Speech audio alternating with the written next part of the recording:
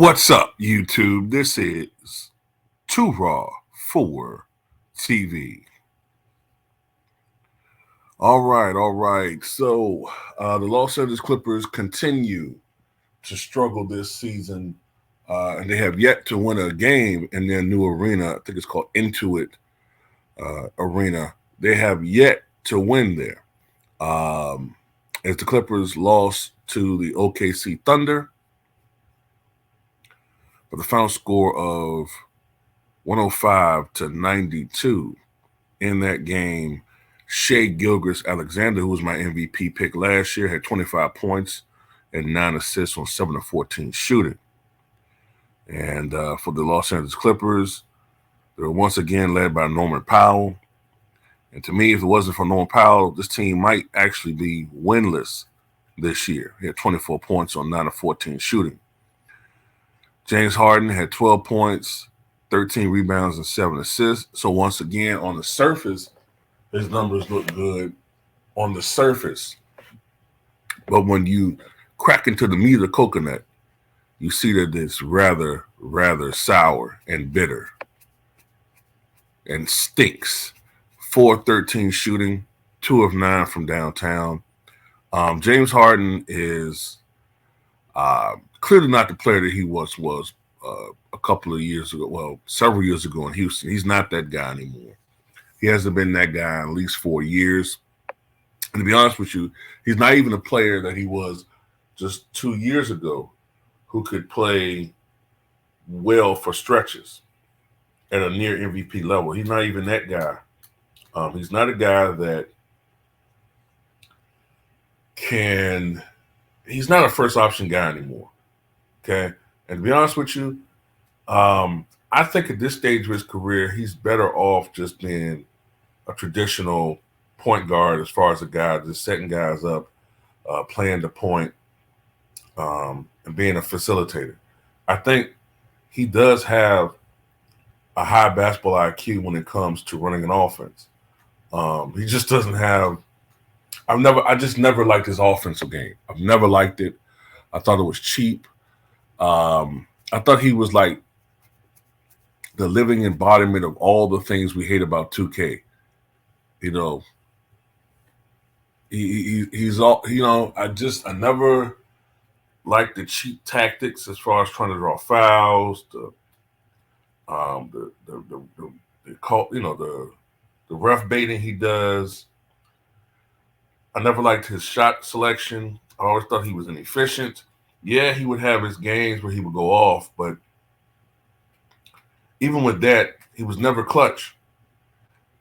He never did it when it really mattered.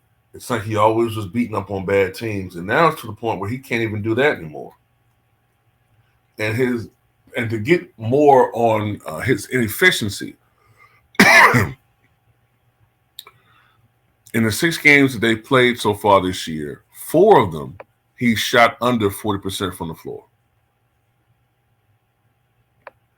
4 of them. And only 1 of them did he shoot over 45%. He's been horrid as far as turning the ball over. Now this game right here, he just had 2 turnovers, but the game before that, he had 6 turnovers. He's averaging 5.5 turnovers per game this year. No mention of that whatsoever on social media. Not really. Which goes to show you the power of narratives and how people are slaves to narratives and are brainwashed by narratives, because it seems like nobody cares about turnovers unless it's one guy who I'm not even going to name because everybody said I talk about him too much. So for the season, he's averaging 21.8 points, 8.8 rebounds, 10.8 assists. He's shooting only 36% from the floor, only 26.8% from downtown. PER rating of 18.7, which is not really good considering his numbers.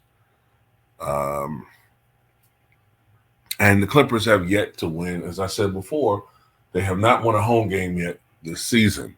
They're 2-4. And also, I want to say this too. Where's the smoke for Tyronn Lue? Look, everybody got smoke for Doc Rivers, right? Fine. But where's the smoke for him? Now people are gonna say, well, Kawhi Leonard's hurt. Okay, but they still haven't gotten it done in LA since Doc was fired. Because everybody was saying how Doc was choking in LA, but everybody gives Tyronn Lue this pass. Doc had to deal with injuries too during his tenure with the Clippers, right? And even with the Bucks, everybody act like the Bucks aren't missing Chris Middleton.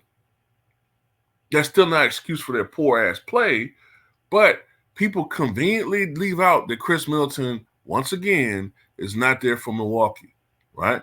But everybody uses the injury excuse for Tyronn Lue not getting it done with the Clippers. When they still have a good amount of talent left on that team, they should at least still be 500 at least, right?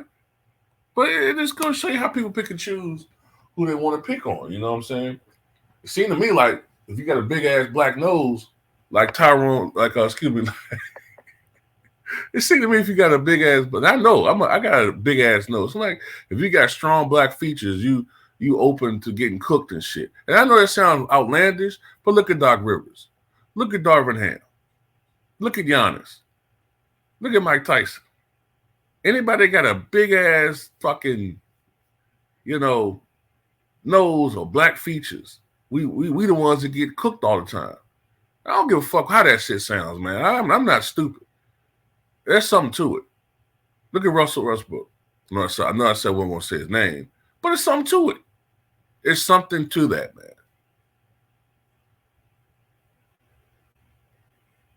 They itching to go after Joel Embiid. I'm going to talk about that later on. I know what he did as far as the altercation, but people just love. I'm telling you, there's something to it, man. There's something to it. I don't care.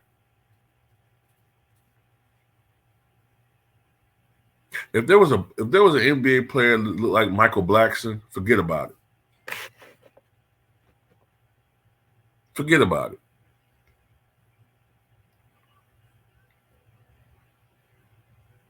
But anyway, at the end of the day, Mongo Slade is a complete and total dumpster fire. And, all those years of him partying, all those years of him not taking care of himself, as far as when I say taking care of himself, yeah, he was in basketball shape, but clearly over the last 5 years or so, Mongo Slade's partying has been caught up with him. All the honey bun ingestion, all the Trill burgers, they've aged him prematurely. He's only 35 years old. But he's clearly not somebody that's spending millions of dollars each year taking care of his body. He's taking care of strippers, As a matter of fact, some of these strippers should have him on their taxes as far as income. Or maybe I should say he should have some of those strippers on his taxes as dependents. But, look, that's his life. He do what he want to do. But you could see it. You could see, like, the bullshit this guy's been doing over the years. It's caught up with him as far as his performance on the court. And that's why at age 35, he's clearly declining, while other players like LeBron James, no matter how we feel about him, and yeah, I know what we think that is aiding in his longevity, but still, the one thing you can't say about him is he's not gonna come into the season out of shape. That's something we got to at least give him that shit. You know what I'm saying? But anyway, that's all I got to say on this one, man. Mongo Slade, the Magnificent, or should I say, in this situation, the Maleficent, Mongo Slade, causing destruction and misery for all Clippers.